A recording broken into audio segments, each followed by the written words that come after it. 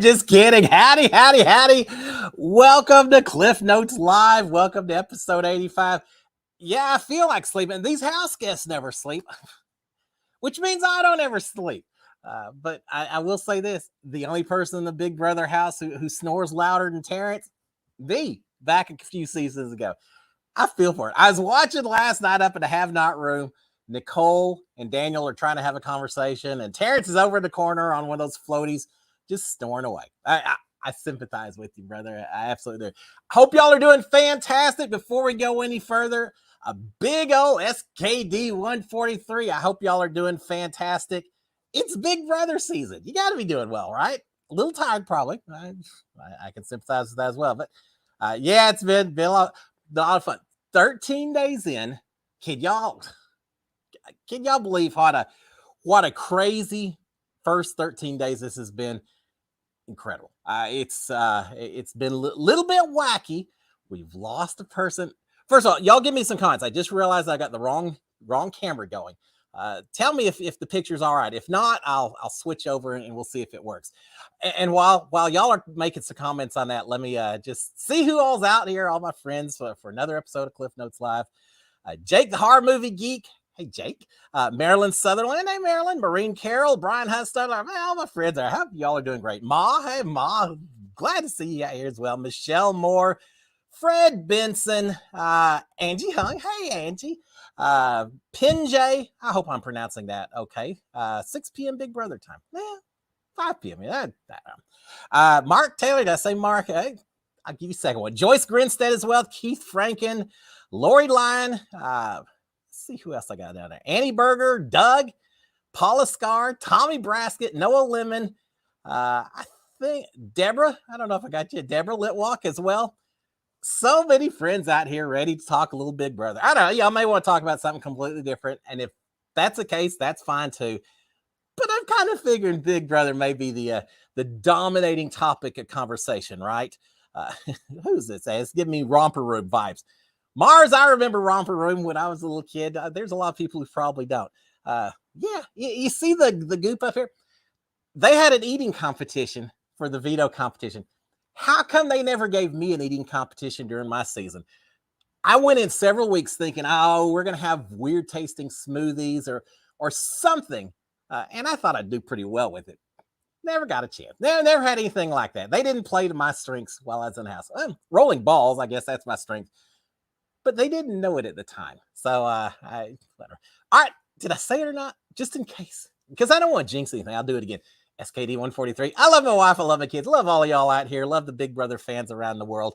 Hope y'all are doing well. Before we go any further, I know a lot of you probably have signed up for my YouTube channel and turned on notifications. I appreciate it.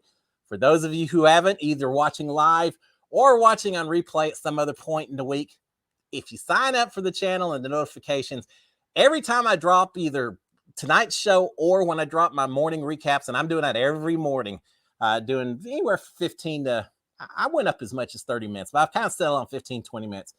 Dropping that every morning. I do it as quick as I can, but as late as these house guests are staying up, it's always a tough decision. Do I just call it at 5 o'clock in the morning? Or if there's some big conversation going on, do I just try to stay up a little bit later, knowing it'll be later before I get the morning recap out? I kind of go both ways, but if you got notifications turned on, you'll find out whatever time I drop the episode at. So enough of that. Let's talk about Big Brother and some of the stuff that's going on. I don't know if y'all realize it, but there is some betting website somewhere. I think Kat Dunn talked about it once, where you can go out and actually bet on different things happening in the Big Brother house. And that sounds a little scary to me. I don't know. Probably a good thing they didn't have that while I was in the house. My family may have made all kinds of bets, but I'm not going to do that. But can you imagine some of the things that you could have bet on that who would have ever thought it would have happened? That someone's going to evict themselves. Well, we don't know that for certain, but someone's going to leave without getting voted out the first week. I can only imagine how much that little side bet paid or whatever. It's been tough. I got to say, and we'll talk about a lot of things, but let's talk about Paloma first. I've got a lot of sympathy for Paloma. Yeah, I know she did some things that are a little problematic while in the house. She's playing the game hard. And sometimes when you're playing the game hard, you play a little harder than maybe sometimes you need to play. But regardless of how she played the game, I know because I was in there. I know how stressful that game can get. I know the pressures of paranoia, and especially that first week or two when you're not used to staying up all night and eating food with people and knowing that every single person in there is out to get you at some point in the game. There's a lot of things that come into play, and it was just too much for her. She was the youngest person in the house, I think, and she didn't act like that the way she played it, did she? But I say all the time, Big Brother's a marathon. It's not a sprint. She wasn't even treating it like it was a sprint. She's treating it like it was a 10-yard shuffle run or something. But yeah, I feel for her. I hope that she's getting the support that she needs outside the house. And I'll be curious to talk to her somewhere down the road and just see what her thoughts were going in. Can you bet last season? Y'all remember Frenchie, right? Yeah, everyone, an iconic player, especially for the short length that he was in the house. As messy as that first week was with Frenchie as HOH, this first week inside Big Brother 24, pretty messy, right? I mean, it is amazing to me that during my season, we didn't get live feeds until day number 7 or 8, something like that. Everything that happened with Paloma and everything in that house the first week, if it had been during my season, y'all would have missed all of it. That's how much stuff happened in the first week. It blows me away. It's been exciting. I'm not going to say it's the best played game so far. In fact, it's rather sloppy. There's a lot of players in this game that I almost expect a little more from gameplay, but they're learning. We'll see how they're doing towards the end of it. Right now, I think it's a little bit sloppy, but and I was going to say it sure is fun to watch. Most of the time, it's fun to watch. There've been a few where I just kind of cringe. It's like, oh, don't. I wish I could hire a wall yeller to holler at. It's like, come on, guys, tone it down a little bit. You don't need to go that far, but it is what it is. Big Brother exhibits a lot of human behavior, good and bad, and we've seen some of that inside the house. All right, a few questions as we get going. Michelle Moore saying, do you ever do live watch parties that would be fun? No, I haven't. That would be fun. I've done it for a few Survivor episodes and things like that. I gotta say, when I'm watching Big Brother, and I've done like a CBS takeover of their Instagram accounts and things like that. But when I watch Big Brother, I tend to just kind of be so focused in on the show itself. When it's a live watch party and everyone's around and all of that, it makes it tough to really pay attention to what's going on. The other thing too, there are a few Big Brother players down here in Houston, but not nearly as many. And so, yeah, I haven't done it, but I may do it on down the road. I think that'd be fun to do because I love talking to Big Brother fans. So yeah, it'd be fun. Maybe I need to look into that one of these days. Pin J saying, would you ever return to Big Brother? Well, yeah, but they got to call me first. I don't know why they don't accept my calls. When I'm calling, like, please. No, I don't do that. But they know where I live. They got my number. They've got my social media accounts. Yeah, I'd love to. And as I've said before, when I went on Big Brother, it wasn't just me who was going on the show. It really was a sacrifice with my family as well. And so I wouldn't do it without talking to them and say, please let me go back on the show. But yeah, if they ask me, how do you say no to that kind of adventure? The key or the big question, would I go back in? Well, I'd certainly go back in with a little quieter voice and a little less trusting of people and their handshakes and all of that. It would be interesting if I thought I could go back in and completely flip everything around and be the villain or something. I don't think I could do it. I just don't know that I've got it in me. But I feel like if I went back in, I'd have to change my game around a little bit because everyone would expect me to play the way I played the last game. And if you're too predictable, I think you're in trouble. You got to keep things shaken up a little bit. So yeah, I would do it, but I'd have to figure out a slightly different strategy of playing the game on a return. It'd be fun. It'd be a lot of fun. All right, let's see what else we got. Lord Santiago, who's your pick to win Big Brother 24? All right, I got a few of them. Let me say this. From a straight winner's pick, and I think I said this from the very beginning, from the cast preview, I'm sticking with my original choice for right now, and that's Nicole. I think Nicole's pretty well positioned. She's working with the ladies, but she also seems to be in decent shape in terms of relationships with the guys. She's got a ride or die with Daniel. I think Daniel's a bigger target than she is with a lot of people. So if anyone went after the two of them, they'd go after him first before they went after Nicole. We haven't really gotten to see just yet just how strong a competition beast she is. She threw the competition on the HOH. I absolutely believe she threw it to Monte. So we really haven't seen exactly how she's going to do, but I bet she'll do pretty well. So I'm going to stick with Nicole as my winner's pick. Hey, we need, my Nicole and Anthony didn't win, so I'm going to go with this year's Nicole instead. But no, I think she could do well. Some of the other people that I'm kind of cheering on, I'm not really sure if they're quite there in terms of a winner's pick yet, but I'm kind of liking Michael and Brittany. I'd like to see the two of them continue to work together, and they seem kind of underdogish. So I wouldn't mind seeing them continue as well. Kyle may be the pick who I really wasn't as sold on before the season started, and I'm starting to buy into him just a little bit. He seems to be doing a good job of staying involved, but not overplaying right now. He's a presence. He's developing relationships, but no one's looking at him as the biggest threat. And I think that's important for someone like that. So yeah, those are just short-term, some of my picks. It's interesting. It's so much fun seeing what you thought about these people going in versus where they're at now. There's a few others. I thought Monte was probably going to be final too. I think he's getting himself involved in too many things right now. I don't think he makes it that far. We hear too many people talking about Monte as being a target. So I'm dropping him way down and saying he may not even make jury. He'll finish right around there, I think. We'll find out. All right. Deborah saying, Lit Walk, I disagree. I think it's going to be Kyle. I don't have any problem with someone who thinks that Kyle could be the winner's pick now. He seems like a nice person that seems very sincere with people.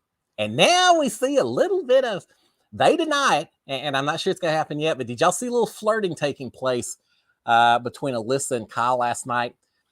Yeah, a little bit. Alyssa's talking to Kyle saying, hey, some people are saying that we could be in a showmance because we're hanging out. And Kyle kind of poo-pooed it, said, yeah, maybe we need to distance ourselves a little bit and everything.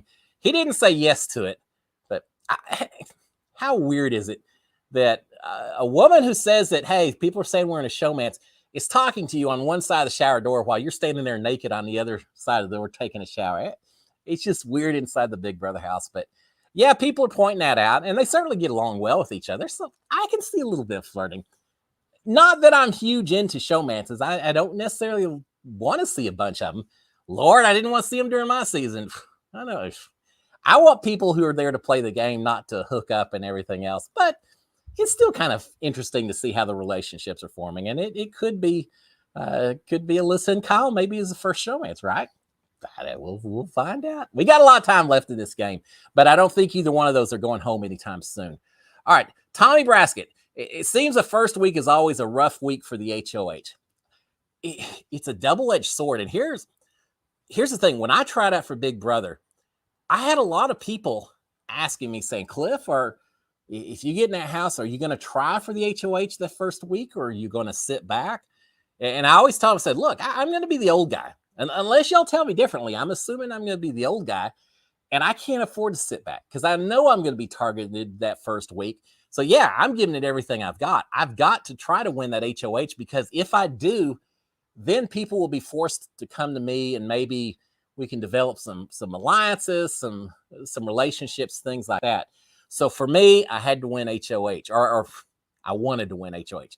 But I know during my season, I suspect this one as well, there's a lot of people who did not want to win. There's a lot of people during my season who threw the first competition. If you're going to throw a competition, don't make it so obvious. We've seen Monte and Nicole at that HOH. I thought it was very obvious. You can't, if you make it obvious, it doesn't do that much for you. But we had a lot that threw it during my season as well.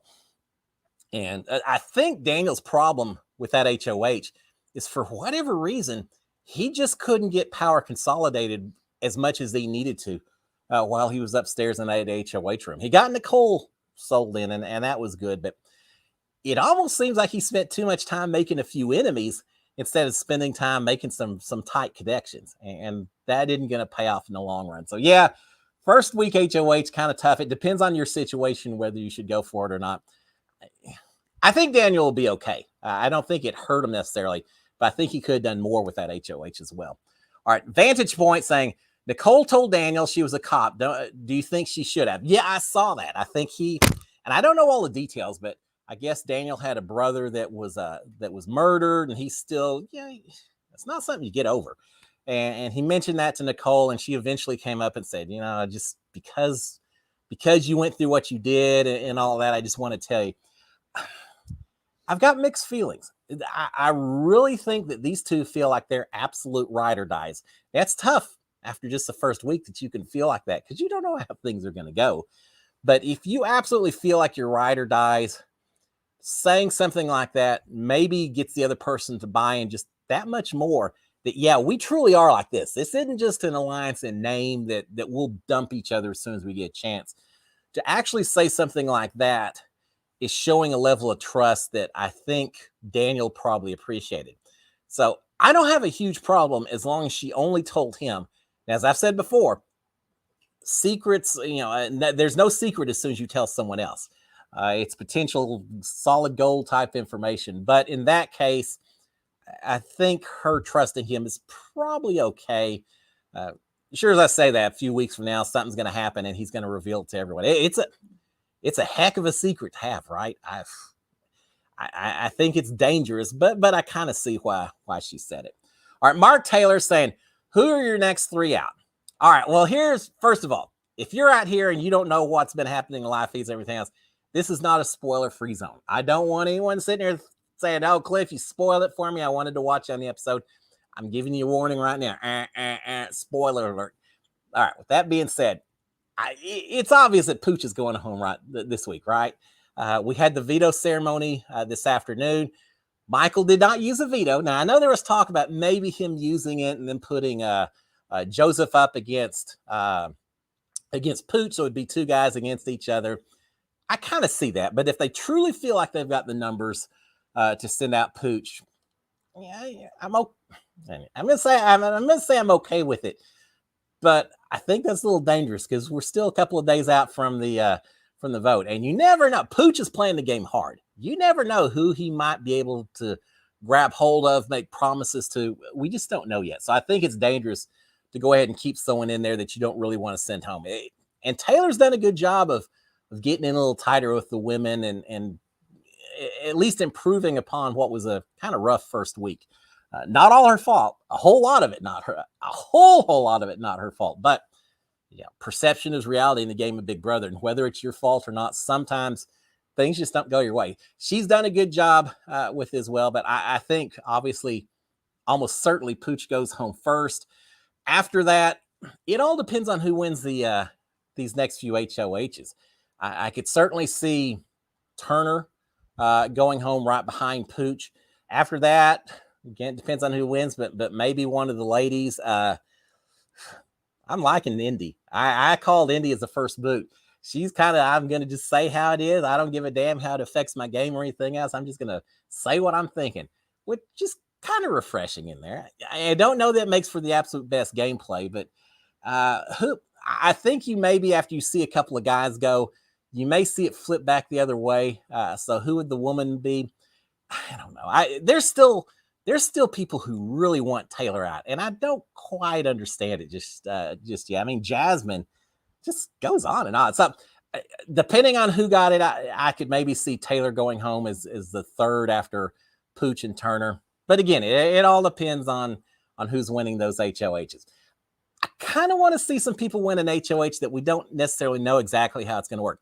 Kyle's kind of treading the line between the guys and the ladies, and he did a lot of work with Jasmine saying, look, I kind of feel like I need to support the guys, but I don't like Pooch. I don't have any problem voting for him. I just have to be careful about how I phrase it with the other guys. He's trying to work with both sides. I'd like to see him win an HOH and see where he actually kind of declares his loyalties to. That'd be fun. Brittany or Michael winning HOH. Would they really take a big shot? Maybe. Taylor's the same way. Taylor keeps saying she's going to take this huge shot against the guys, and maybe she would.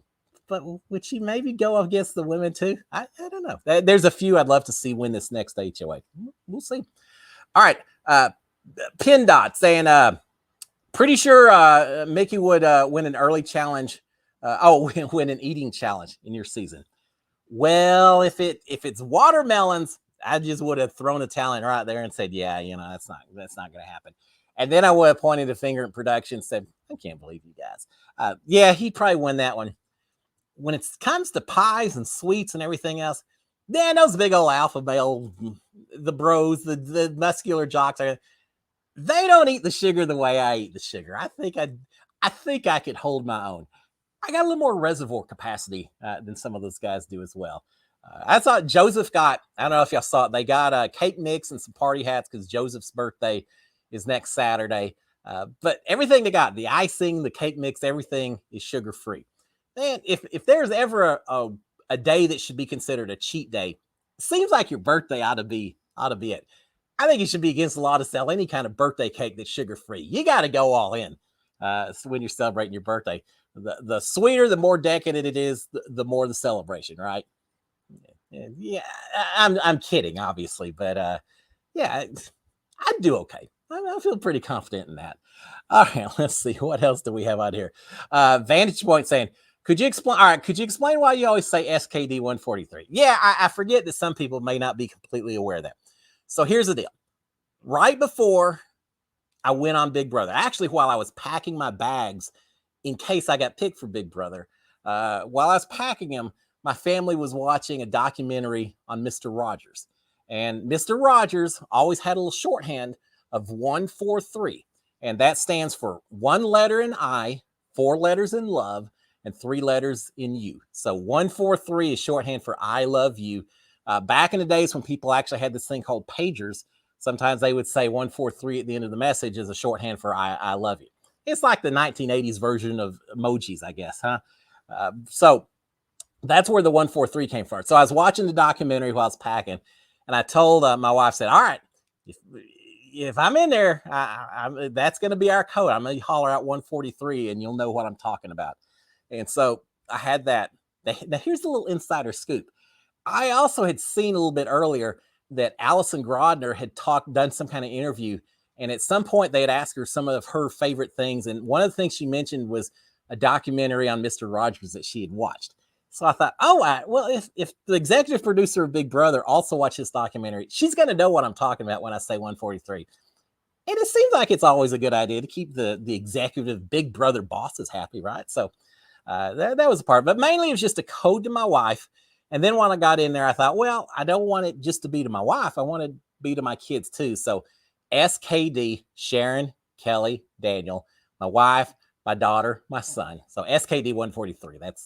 That's where it came from, and I was very happy. And there's probably people out there said, "Oh my God, that guy just keeps saying that thing over and over again." But it meant a lot to me, and I know it meant a lot to my family.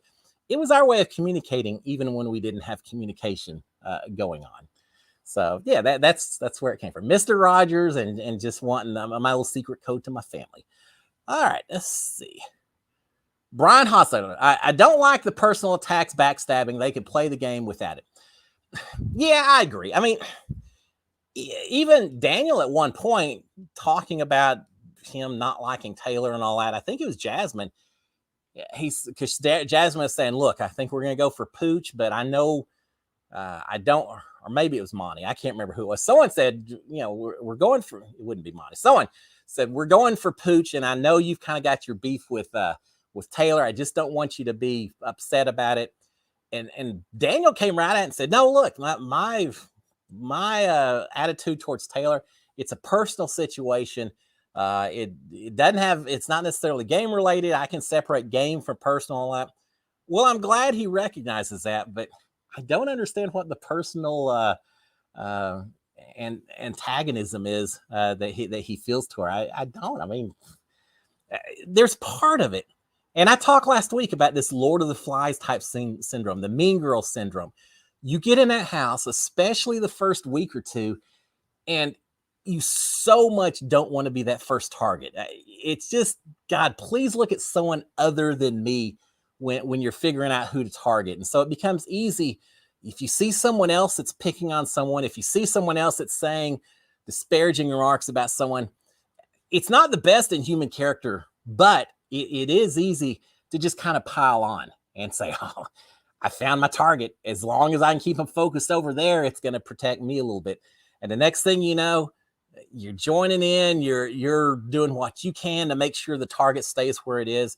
It's not always fair, but as I said, sometimes perception is more important than reality in the house. And it's it's not nice to have the personal attacks, but there are times where people in there do it thinking that it's going to help them in the game, not realizing maybe the optics for us viewers who are watching it. So yeah, I agree. I mean, as I said, there's times I've been watching these live feeds going, oh, just stop right now. So there you go. All right, Ma, please, let me. I can't when Julie leaves. Let me go back to that, Ma. Please host when Julie leaves. Yeah, Ma. I'll just push that to the CBS executives. Yeah, they asked me. I'll go down there. I forget. They're not going to have me hosting, but maybe someday when Don Woolman, who does the voice of Big Brother, maybe when he decides to retire, I could be the one that sits there off to the side going, previously on Big Brother. I can do that, right? I think I'd be okay with that.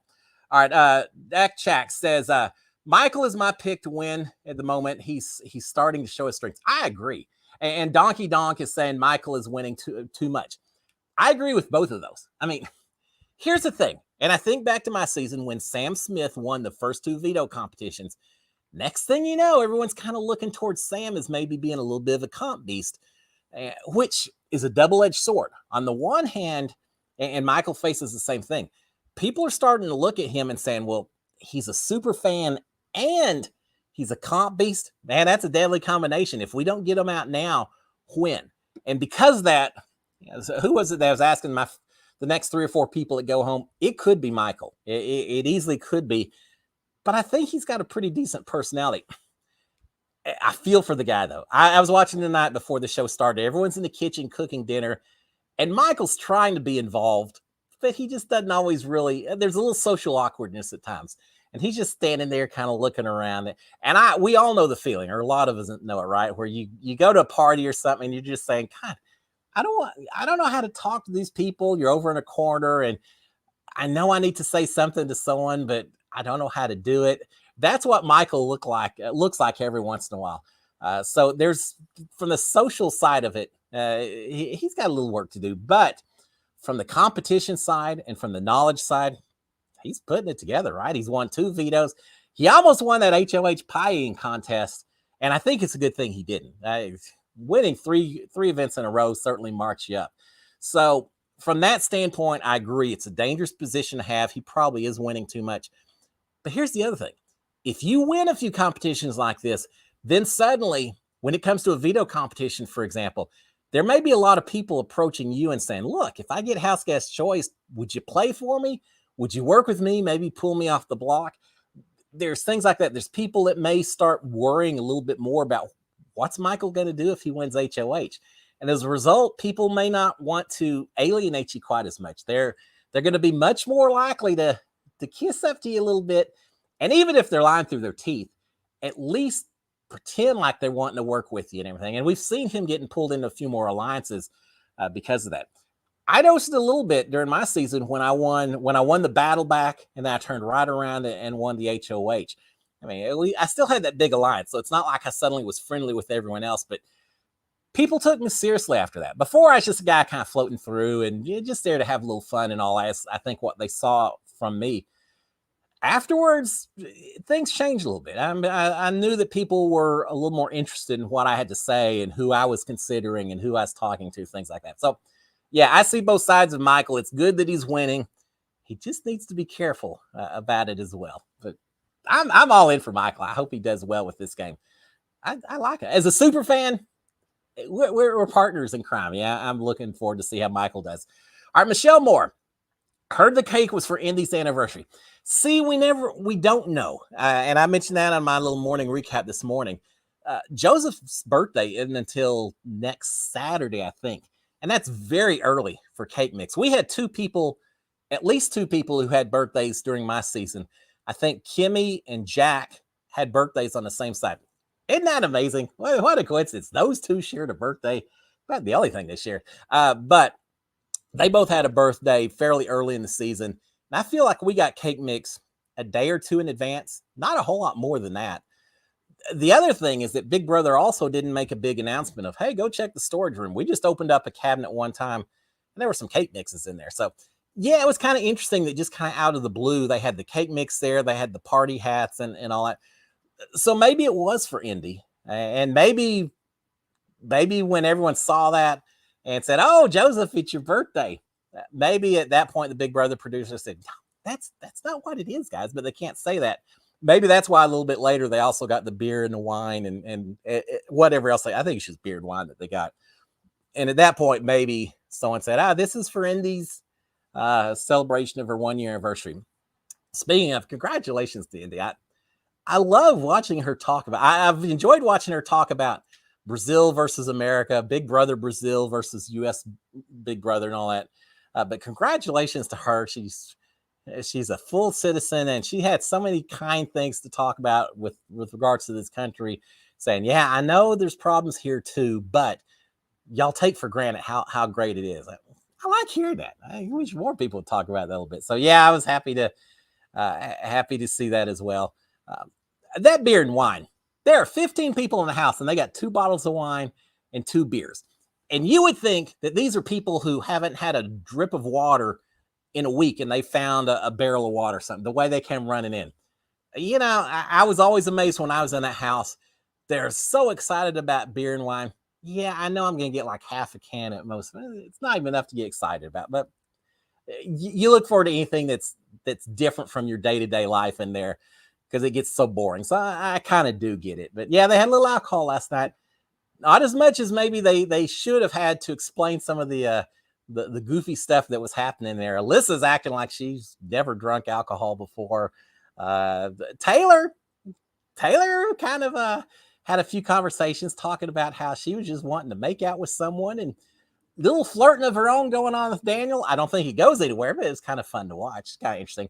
All right, Rams and Dodgers fans saying, wonder if Taylor acting like a creepy person around the guys will change the house's mind about Taylor over Pooch.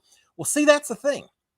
As long as Taylor's on the block, no matter how many times people say you're safe, all it takes is you to say one thing that gets misinterpreted, or one person that just gets a bug up their craw and decides they're going to flip things around.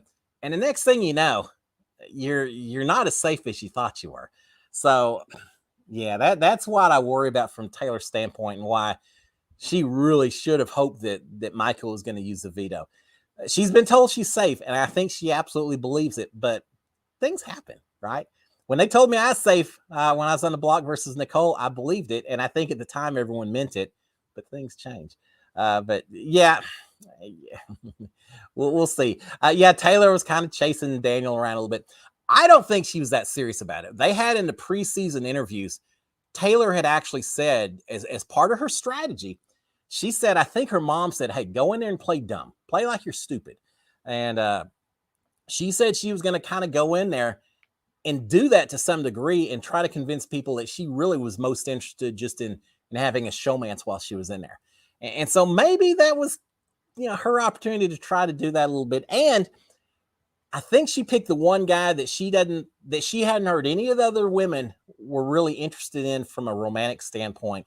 So maybe she picked the one guy that she knew wouldn't make anyone else jealous and act like she's having the showmance, or at least interested in it. So they view her as less of a threat, less of a strategic player. I don't know. It's a brilliant game move if that's what she's done. I want to pick her brain when she gets out of the house. I look forward to meeting her as well and see if there was any rhyme or reason to it. She kind of came up to Daniel this morning and said, hey, a little alcohol. Sorry about that. There wasn't that much alcohol. I think it's a little more planned than maybe she's letting on, but brilliant move if it was. All right, Deborah's saying Monte isn't playing smart. Monte was one of my picks. Monte and Nicole were my top 2 finishers, I think, when I call this thing. Monte is he's too involved. He's playing, I don't know what side he's playing. He's with the bros. He's pushing too hard. I think he had Nicole and maybe Amira, but I can't remember who else was in the storage room with him, and really not happy when they said that they were leaning towards Pooch. I mean, he was a little domineering in the way he was talking to them, and that's not good. You gotta You got to always make sure you're talking to everyone else as equals and everything else. But yeah, Monte, for whatever reason, has just alienated a lot of people. Remember Daniel, as soon as he was HOH, he was saying, hey, if I get, I would go for Monte if I didn't think there was a chance that he could survive and that he'll come after me. Daniel wanted Monte gone right off the bat. There's a lot of women who have talked repeatedly about wanting Monte gone. The only woman who I think really may not want him gone is Indy. Talking about showmances and all that. Indy really has talked a lot, well, some, about how much she likes Monte, how they're friends, how she trusts them. Amira and Alyssa were telling her earlier, a couple of nights ago, saying, don't trust Monte. Anything you say to Monte is probably going to go back to the guy. So don't tell him about the Girls Alliance and all of that. And Indy, the way she is, she said, why? He's my friend. I trust him. Why wouldn't I? And they're saying, no, you can't trust him. He's playing multiple sides. And I don't think Indy liked to hear that. She also apparently had told Alyssa a little bit earlier that she could see Monte and Alyssa, Monte and Indy making it to the final two chairs and being the final two. You don't tell other people in the house that you're seeing yourself sitting with anyone other than the person that you're talking to. You don't want everyone to think people are envisioning you as having a higher priority or higher loyalty to anyone else. So misstep by Indy even saying that. And now Jasmine, I don't know if they told Jasmine yet, but I know Amira and Alyssa both said, we got to tell Jasmine. I think that's going to come back to haunt Indy a little bit, but bless her heart. She just says it the way it is. And again, it's kind of refreshing. It's kind of fun, even though it may come back to bite her. All right, Mark Taylor, are you following the challenge? Can the BB players have a chance to win? If so, who? Do you do challenge recaps anymore? I'm not doing the challenge recaps right now. I've done recaps of other seasons. I'm not doing it now just because I didn't think I could give it justice with Big Brother going on. Plus, it's only one episode a week, so you don't have all the live feeds. You don't get as much chance to look at all the discussions and the strategies and all of that. But yeah, I absolutely do watch it. I got to watch it. I got to cheer on my Big Brother family, right? Wow. Tyson. There's a reason Tyson's one of the icons of Survivor. He promised this, spoilers for the challenge as well. If you haven't seen it, be warned. But yeah, he had promised Tiffany last week, said, you're good. Don't worry about Tiffany. You're safe. Survivor, Big Brother, we're going to work together. Get the Circle or the Amazing Race and the Love Island people out of here. We'll work together. Then he turns around, puts Tiffany up for to compete in the challenge arena, and she goes home. I tell you what, I thought Tiffany was the mastermind last season of Big Brother 23. If it hadn't been for some ulterior goals that the cookout had, if everyone's playing a little bit more of a game for themselves, I easily could have seen Tiffany winning last season because I think she's just brilliant in the way she thought of a lot of that stuff. So yeah, I was expecting to see her go a little bit further in the challenge, but people identified her as a threat, and so they got her sent home. Yeah, I'm watching it. The main one I'm cheering for in there, I mean, I know a lot of them. Even the Survivor people, I've met a lot of them. And so, yeah, it's fun when they're people you've interacted with. People like Sarah. That is the most incredible person. But the person I'm watching and cheering on more than anyone else is David. David was on my season. I still feel bad that I kind of beat him a couple of times and got him out of the house as a result. But I'm cheering for David. Now, he hadn't exactly set the world on fire through the first two competitions. He couldn't do the math coming down the building quite the way it needed to be done. He this last competition, he had to jump onto some tires. It looks like maybe he jumped. He just forgot to grab hold of the tires and fell back into the water. So I'm waiting for David to turn it on to the next gear. I hope he's got a next gear because I'm cheering him on. He's my guy. So yeah, I hope he goes all the way to the end. Now here's the thing: the challenge has already been filmed. I know there's people out there who probably know spoilers. I already know who did well, who didn't do well. I'm avoiding all of it. I just want to be surprised. So we'll see what happens. So don't tell me in the comments who won or how David did. I don't want to hear it. All right. Jeremy Willigoni. Sorry if I just butchered that. But what do you think of Terrance's game? Don't see much action from him on the live feeds. I know. I'm cheering for the old guy. I gotta cheer for the older guy, right? I know what he's going through. I know how hard it is. I mentioned last week that I felt he was there. He just wasn't fitting in with everyone else. And I still believe that. He's I feel like he's done a little bit better this week. I've seen him kind of laughing and telling some stories and just being more casual. And I think that's what it takes. It's not a matter of standing around an island and saying, okay, you take your turn, you take your turn. You've got to get to the point where you're just buddies telling stories back and forth. And I didn't think he was there. I don't think he's there, but I've noticed once or twice where he's opened up a little bit more and are talking to other people. So that's the positive. The negative, he hadn't done a lot. He's trying. I mean, I give him credit. He's trying. He's trying to work out some relationships and all that. But right now, I think he's just kind of. I think he's very much in a position. I think that first week scared him to the point that right now he's just trying to say, "Don't look at me. Don't forget I'm in the house. Forget my name when it's time for nominations. Let me just be over here in the corner and that may work." I've heard people as well. Some of the ladies up in the HOH room, a lot of them were talking about Terrance. And I seem to recall some of them saying, we love Terrance. He's a nice guy and everything. But the rough part was they also said, he's not a threat. We can get rid of Terrance whenever we want. Well, whatever. He's not affecting our game. He's not affecting anyone's game right now. That may be okay short term because it means that they're looking elsewhere for their targets. I do think that he's made it through some of the rougher section. If he can make it through the end of this week, he's still in the house, then people may like him enough to be interested in keeping him around. They don't see him as a threat enough that they feel like they've got to waste an HOH on him. That spells someone who probably could make it to jury and somewhere mid-jury or so. Eventually, the numbers just run out and there's no one left except for an alliance or whatever. And he goes out just because there's no one left and finishes like that. I'd like to see him a little bit more proactive instead of reactive in terms of some of the things he's doing. And I don't know what that entails. I don't know if that means pointing some fingers and doing some whispering or making some suggestions. You've got to be careful because, anytime you do something like that, it could come back and bite you. And I think right now he's just happy just to sit back and not create any waves whatsoever. But when you don't create any waves, you probably aren't moving anywhere either, right? So we'll see. I want to cheer for him. I'm just not sure he's quite there yet. All right, Mark saying, what was the pie made of? Looked delicious. I thought it looked disgusting. Way too much food coloring in those pies for my own personal taste.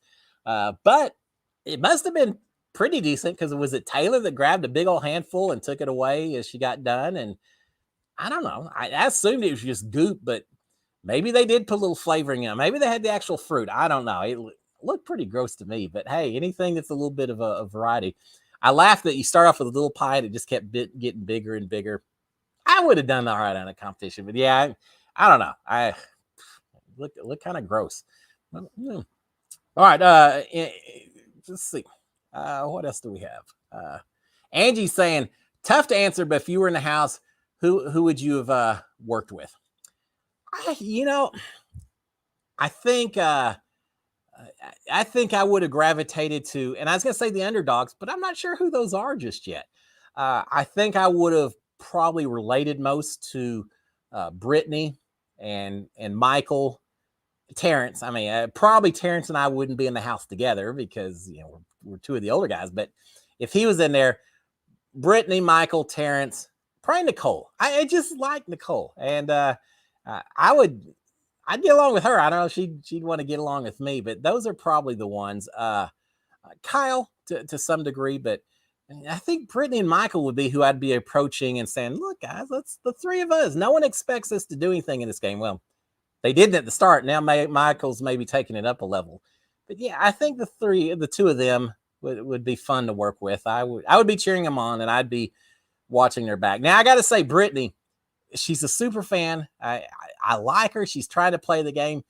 She's a little loose with the information sometimes. And I'd be a little nervous about working with her too closely because it seems like she just keeps spilling the beans.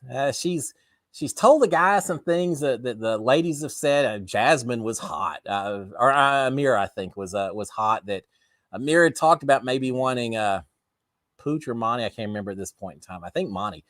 And it got right back to her almost immediately because Brittany told Monte and it came right back. And so Brittany needs to do a little of this every once in a while, but but I still like watching her, cheering her on a little bit. So yeah, those maybe would be them. Shelly O'Brien, why are DRs in the middle of the night? Here's the thing, Shelly. DRs are all the time. They're 24 hours a day potential, and it's because of this. There's so much happening in that house that, and I mean, for us, it's a game. For the people behind the camera, this is their job. They've got to put together content for 3 hours a week for these episodes. And so there's a lot of DR sessions where I don't remember how many times someone would get called to the DR at 11:30 at night, midnight, and they'd say, look, I hate to do it, but we need a little bit more content regarding the pie eating competition, or regarding Daniel's conversation with the ladies upstairs. Yeah, whatever it is. And so you get in there, and every once in a while, I mean, sometimes it'd be an hour-long stuff, and they're just wanting a little bit of everything. But other times, you get called in, 6 o'clock in the morning, you get called in and be told, look, you already told us this. You already said, oh, this veto is the most important. Or what? They'd say, we need you to say it again, but can you say it instead of saying it in 30 seconds? We need you to say it in 10 seconds. Or last time you were all silly, said, oh, that was the most amazing thing I've ever seen. Now, maybe could you rephrase it and be a little more serious? And, that was the most amazing thing I've ever seen. Little things like that, because they start spinning the story, trying to figure out how they're going to present what happened. So some of our diary rooms are extraordinarily long. Some of them are very quick. They just want a quick soundbite or two, things like that. But they're working 24 hours a day. It's not just one producer who talks to us. There's 4 or 5. I don't know. There are people in my season who could recognize the different voices. I never could. I just say, hey, big brother. I didn't know. I hope they never got offended by that. But I never could. I just say howdy. But so there are always people there that are working. And if I recall, maybe there's some producers there that work more on the eviction episodes and others that work on nomination episodes. I don't know how they work it all out, but there's always someone that just wants to get a little bit more information from you. Now, I worked out a deal with them. I tended to go to bed a little earlier than everyone else, and I always got up before everyone else. And so eventually Big Brother told me, I said, look, Cliff, you're always up early in the morning, so we're going to try not to call you up in the middle of the night, because we know we can get you alone in the morning. So as long as you're okay with us calling you first thing in the morning if we need it. Yeah, sure. I'd rather do that than wake me up. So yeah, go for it. So they tended to try to get me a little bit more in the mornings, whereas other people would get called up 10, 11, 12, 1, 2 o'clock in the morning. I mean, it really went till late in the evening. Us guys, it wasn't that big a deal. Whatever. Throw on a hat, throw on the t-shirt or whatever. The ladies, there is nothing that made them more mad than watching them take all their makeup off, changing into their sleep clothes, and as soon as they crawl into bed, pull the sheets up. Blah, blah, blah, blah. Please come to the diary room. And I'm not throwing out any names, but there were 1 or 2 my season who were not happy at all. And here's the issue. When you complain too much, when you start bad mouthing, say, how dare you, I'm tired of it, and you complain a little bit, I almost feel like there's some jokers in the Big Brother back rooms, because it seems like sometimes when they know they got you a little worked up, they just go out of their way to call some people in the middle of the night just to mess with them. So yeah, if you're ever in the Big Brother house, stay on the good side of the producers. They'll take care of you a little more than if you make them mad. This is just my thought. All right. Let's see what else we got. Raider Gamingo. So hope they bring you back for another season. And Raider Gamingo also saying, did you get alcohol very much in your season? Well, thank you. I'd love for him to bring me back. Bring me back to be a house guest. If not, bring me back. Just let me host one of those games, just so I get to walk in the house for a couple hours again. And if none of that works, bring me back and let me just walk around behind the scenes and take notes and maybe write some little story somewhere down the road after Big Brother is no longer a thing. Because I would love to see the mystery behind the cameras of Big Brother. But thank you for that. As far as alcohol goes, how often did we get alcohol? Probably in the entire 13 weeks I was in there, I don't know, every other week, every third week, something like that. I mean, here's where you got alcohol. When someone won HOH, you would always get in your basket, in the refrigerator in the HOH room, you'd always get a 6-pack of beer, or some of the ladies wanted just a couple of bottles of wine. That's how we got most of our alcohol, was through the HOH wins. And if you're a nice HOH winner, you split it with everyone else. If you're a mean one, you wait till everyone's in bed and you drink it all by yourself. And we had both my season. I use my beers. I asked for Texas beers. I said, give me some Shine or some Lone Star. Give me some stuff from Texas. Nah, they were too, I guess no one wanted to drive to Texas to pick up some beers. Hey, it could have been like Smokey and the Bandit. Hey, this guy won HOH. We need you to drive to Texas, pick up a couple of cases of beer and be back in the next 12 hours. You could have written a whole movie around that, right? But nah, they didn't do that. Instead, I just got a 12-pack or a 6-pack of Heineken, which was, I'm not complaining. It was still nice. I only drank about half of them because I used the rest of them as bribes. I remember I gave one to Sis. I don't remember what I gave it to her for. I just made up some reason that seemed like a good excuse, but just I used them as bribes just to try to increase my relationship with a few other people. Beer, whatever. I can wait till I get home, but before I really have to, before I want to drink some beer. So, yeah, I drank one or two just because, but the rest of them I just passed out. Just to improve some goodwill with some people that I felt maybe I didn't have the best relationship with. Because remember, I actually put Jack up on the block, my HOH. Jack was mad, but Sis was really mad. She did not like. Oh, she was so upset with me for doing that. So I don't know if the beer helped any, because she never really got over it. But give it a shot, right? Bribes are good. You can't promise to split the money at the end, but you can certainly hand some things out and try to do some bribes while you're inside the house, as long as you do it the right way. All right, Angie's saying Terrance wanting to start a married people's alliance was ugh. I get it, because I wanted to kind of do the same thing. I really thought when I was during my season, I thought, man, Sam's married, he's got kids. Jessica's married, she's got her daughter. We should be able to do something. We've got life experiences that no one else has, and so I get it. When you're in there, you're looking for any commonality with other people as an excuse to do an alliance. And so, yeah, see, Terrance, why he wanted to do it. But that's the kind of situation where I almost feel like he was a little premature even mentioning it.